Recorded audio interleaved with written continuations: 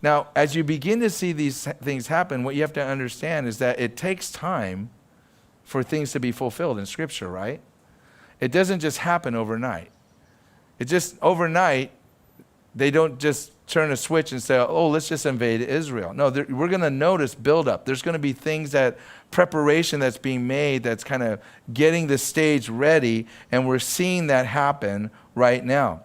Something that was troubling to me is that the United States State Department officially recognized Israel's control over the West Bank as an occupation. In other words, the position of our nation right now is that Israel is illegally occupying the land that was given to them by God.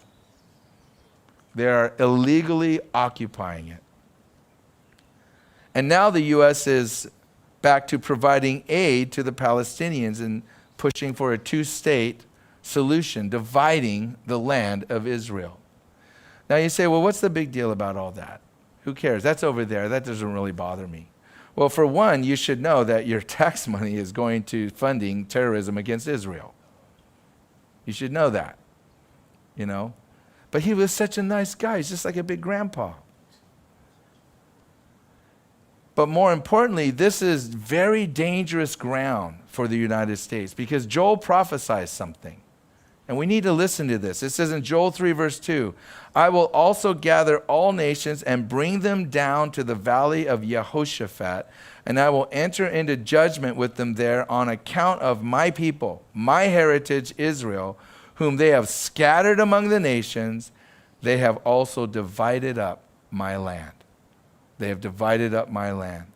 So every nation that divides up the land that God gave to Israel, their problem is not with Israel. Their problem is with God, because the land belongs to God. In fact, everything belongs to God. The earth is the Lord and all that's within it. So the land belongs to God. He can give it to whoever he wants. And he gave it to Israel, and any nation that seeks to divide it will come under judgment by God. That is going to happen. And it's going to happen in this place. This is the Valley of Jehoshaphat. This is the Kidron Valley.